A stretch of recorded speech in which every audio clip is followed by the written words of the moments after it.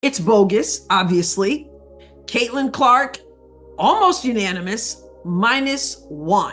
Angel Reese received one first place vote for Rookie of the Year. People went right to Cheryl Swoopes because who else could possibly vote for Angel Reese for Rookie of the Year or for MVP? Cheryl Swoopes has officially been fired following her controversial vote against Caitlin Clark in the Rookie of the Year race, and honestly, it was long overdue. While Swoopes was the first ever WNBA player to be signed and has the championships and accolades to back up her legacy, this time she went too far. She chose to cast her vote for Angel Reese, despite knowing that Caitlin Clark was the undeniable standout, the clear favorite who truly deserved the title. The women of the WNBA, I mean, they're driving me bat blank crazy because, well, they won't shut up. It's like drama after drama, and I guess it's smart. She told us women in sports don't want to see other women in sports succeed. Now, Cheryl Swoopes certainly is number one on that hit parade. Reese wasn't even close to Clark's level, but then comes Swoopes, thinking she could pull a fast one. I heard someone say that Cheryl Swoopes gets a vote. Well, that backfired, didn't it? Now she's out of a job, and honestly, it feels like justice is served. What's happening to her now is exactly the outcome she had coming, and I'm sure many would agree with that. It's unchecked bigotry and jealousy. It's a Cheryl Swoopes problem. Because let's be honest, no one can forget what went down on October 3rd, 2024. It was a monumental day for the WNBA, one that had everyone buzzing. Caitlin Clark, the rookie phenom who had captured everyone's attention, finally made her first playoff appearance. The hype was off the charts. Clark had been putting up unreal numbers all season long, essentially becoming the WNBA's golden child. Just when we thought this Cheryl Swoopes drama was gonna blow over, things just got so much messier. Every basketball fan was glued to their screen, eagerly waiting to see her dominate on the court, and she did, of course, with that same lethal precision that had everyone talking all year. But amidst the playoff madness, we got hit with the Rookie of the Year announcement. This wasn't just any award, it was Clark's to lose. She had dominated all season, so when they finally called her name as the winner, no one was surprised. It was the most obvious outcome, or so we thought, until we found out she received 66 out of 67 first-place votes. Wait, what? Who was the lone rebel who didn't vote for Caitlin Clark? You could practically hear the collective gasp from WNBA fans everywhere. And when the woman who voted against Clark spoke up, she said, Cheryl Swoopes now has come up with her new excuse. It's not Caitlin Clark. I like Caitlin Clark. It's a hater fan. Tweeting out, FYI, I was never supposed to do the game. And I'm sure you haven't forgotten the wild drama surrounding the voting process either, because, oh boy, this was a mess. Let me break it down for you. What went on behind the scenes of the Rookie of the Year voting was just as chaotic as the season itself. Normally, the WNBA keeps the ballots sealed tighter than a vault, 43 national voters and 24 local market voters. A mix of journalists, experts, and analysts, all weighing in with their so-called expert opinions. Sure, it's okay to have differences of opinion. You know, it's okay to have difference of opinions. Well, she got upset with me on the phone, and I was like, Cheryl, I'm not doing anything to hurt you, I'm just sharing, we're talking. And so our relationship pretty much is not happening at this point. I tried to talk to her at the Final Four, she didn't want to talk to me. My life's going to be good or great with or without Cheryl Swoopes in my life. I'd rather have her in it. The idea is to keep the process confidential, nice and neat, so we never really know who voted for whom. But this year was different. Caitlin Clark's near-perfect season led to a near-perfect win, except for that one rogue vote. And fans, they weren't having it. They demanded answers immediately. So, when the curtain was pulled back and it was revealed that Cheryl Swoopes, yes, the living legend herself, had cast that one vote for Angel Reese, the entire WNBA world collectively lost its mind. WNBA legend Cheryl Swoopes and how she has been a certified Caitlin Clark hater for about a year now. I mean, we are talking about Cheryl freaking Swoopes here. 3-time WNBA MVP, 4-time champion, Olympic gold medalist. The woman's a walking, talking Hall of Famer. And yet, she voted against Caitlin Clark, the player who had steamrolled through the season like she was born with a basketball in her hands. But when it came to reacting to Clark's success, Swoopes wasn't exactly celebrating. And then came Jason, delivering the best mockery of the whole situation. I was never supposed to do the game. Also, I do not hate Caitlin. It's a lot of her fans that are just flat out mean and evil. The internet went nuts. Why would a player of Swoopes' stature make such an out-of-left-field choice? This wasn't about who played better. It became painfully obvious that Swoopes wasn't voting based on the stats. Nope, there was something much deeper brewing here. Just look at Rachel, spitting the facts and calling it out for what it really was. A lot of people had been speculating if Cheryl Swoopes was going to cover this game because up until now she has not been able to say anything nice about Caitlin Clark, nor has she been able to even speak her name. It turns out Swoopes had been in Reese's corner all season, not just cheering from the sidelines, but openly making it clear that she prioritized race over merit. She even said it straight up. I will always promote my race. At the time, that comment might have flown under the radar, but in light of her vote, it took on a whole new meaning. These are sports people, supposedly. These are members of the media. These are people who write about sports, who broadcast about sports, who we assume understand sports.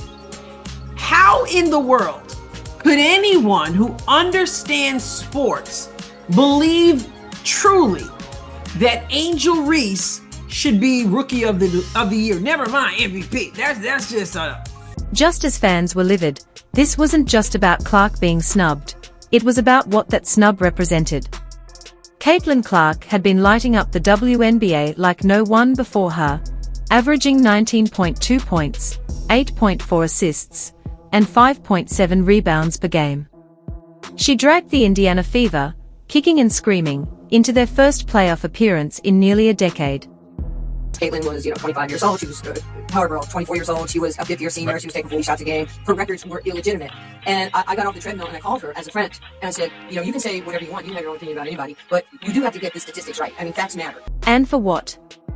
To lose a vote to Angel Reese, who, while solid with 15 consecutive double-doubles, wasn't even close to Clark's impact on the court. Then the bombshell dropped. It wasn't just basketball fans speculating anymore. Swoopes had made it clear that this vote was about race. She had aligned herself with Reese, not because of who was better on the hardwood, but because she wanted to support her race. Just like that, this went from a basketball conversation to a much bigger, messier debate. This is a catastrophic meltdown. She's throwing away her reputation and friendships and relevancy. It's Caitlin Clark derangement syndrome. It's unchecked bigotry and jealousy. Social media blew up, with fans not holding back, as they called out the racial favoritism that seemed to be playing out before their eyes. One particularly fired-up fan tweeted, "Swoopes just exposed herself." This vote wasn't about who played better. It was about keeping the old guard in power. Another added, Caitlin Clark deserved every vote.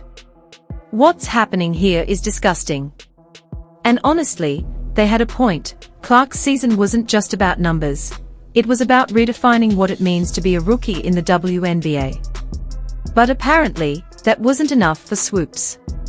The whole situation spiraled even further when people started pointing out that this wasn't the first time Clark had faced heat from other players in the league.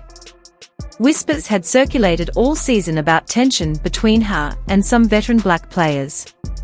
Some felt Clark was getting too much attention, riding the wave of racial privilege, while others chalked it up to plain jealousy. After all, she had come in, dominated, and taken the spotlight from players who had been grinding for years. Caitlin Clark has stayed completely out of it. She's literally just playing basketball right now, and all of the drama around the WNBA seems to be with her at the focal point, yet she's paying attention to none of it, and I commend her for that, and that's literally what she needs to continue to do. And through all of this, like, she just needs to stay focused and keep going forward. Swoopes didn't even try to hide it. She had said from the beginning that she was backing her race, and this vote was clearly an extension of that mindset. But fans weren't buying it. For them, basketball should be about merit, about what happens on the court, not personal agendas. Clark's achievements spoke for themselves. Let's be real here. Caitlin Clark isn't just a name splashed across headlines for fun. She's single-handedly changing the way people watch and think about basketball. She's putting the spotlight exactly where it should be, on talent, skill, and leadership, in a sport that's been tangled up in narratives about race. Clark's on-court brilliance has cut through all the noise. I've sat next to her through an entire game. She has nothing negative to say about anyone. She's not the type to gossip. She's not gonna go on all of these shows and do her rounds and make it this whole, like, Nancy doesn't want a beef. Sure, there have been a few black athletes throwing shade at her purely because of her race. But come on, that doesn't change the fact that plenty of black players are fan favorites for one simple reason: they are ridiculously good at what they do. Just look at LeBron James. This guy has been a beast in the NBA for years, and everyone knows he doesn't care about skin color when it comes to recognizing greatness. When LeBron publicly defended Clark, calling her impact revolutionary, it wasn't just some throwaway comment. LeBron respects skill, and in Caitlin, he sees a younger version of himself, someone with court vision, leadership, and that killer instinct to elevate everyone around her. That's what true athletes care about. Who's got the game, not the color of their skin. And it's not just LeBron. Look at WNBA powerhouses like AJA Wilson and Brittany Griner. Fans don't cheer them on because of their race. They love them because they dominate on the court. The only people supporting Angel Reese are basically controlled by, racial idolatry. I mean, he said it. It's a race thing. And so it's like, once you're free. Wilson's sheer power and ability to take control of a game, that's what gets people hyped. Griner's towering presence and game-altering plays. Yeah, that's what keeps her fans loyal. The common thread is skill, pure, undeniable talent. And it's the same thing that has people hooked on Clark. Now, there's this ridiculous idea floating around that Caitlin Clark's rise is fueled by her being white. Seriously, let's break this down. Clark is transforming the game, bringing a level of creativity, intensity, and playmaking that has everyone watching her. Her fan base isn't growing because of her skin color. People are rallying behind her because she's out there changing the flow of the game. Basketball fans aren't blind. They see a player who's poised to lead her team to greatness and elevate the sport while she's at it. That's why people love Clark. It's about her game, not her race. Then she dug herself a hole so deep that you just can't give a mea culpa. You almost have to just say, I'm going to stand in the paint here. I'm going to live or die with this. And Jason, she's dying a lot, over and over and over again. And the numbers don't lie. Clark's presence has led to record-breaking viewership for the Indiana Fever, a team that was practically forgotten before she showed up. Fans aren't tuning in because of some racial loyalty. They are showing up because they recognize greatness. Clark is a game changer, and people want to see what she does next. That's what matters to real basketball fans. Angel Reese was not going to be Rookie of the Year. There really wasn't a contest for very long, if at all. But I've gone into before the cultural reasons behind people wanting Angel Reese to carry that mantle that she simply isn't equipped at this point to carry. Even Kelly Krause, the Indiana Fever's president, recognized what she had in Clark. Krause didn't hesitate to call her a game changer, and even compared her to NBA star Tyrese Halliburton. That's a huge compliment, considering Halliburton is known for his insane passing and leadership traits, qualities that Clark possesses in abundance. Krause wasn't focused on race, she was focused on what Clark brings to the team: skill, leadership, and the ability to turn the Fever into a legitimate contender. And again, I've talked a whole lot about Angel Reese, and I've taken a lot of flack from people who said, why don't you like Angel Reese? Why don't you like the black people? You black. Why don't, they've made it a race thing. They've made it you can't stand her thing. They've made it all this stuff. And I'm making it a basketball thing. Meanwhile, Swoopes' outdated views are looking more and more like relics of a past that no one's trying to bring back. Sure, she threw her vote behind Angel Reese in the Rookie of the Year race, and it sure looked like she did it for all the wrong reasons. But the league and the fans are moving on. Swoopes tried to divide things along racial lines, but all she did was push people closer to Clark. People are over these old divisions. They are ready to support players who show up and perform at the highest level, no matter their background.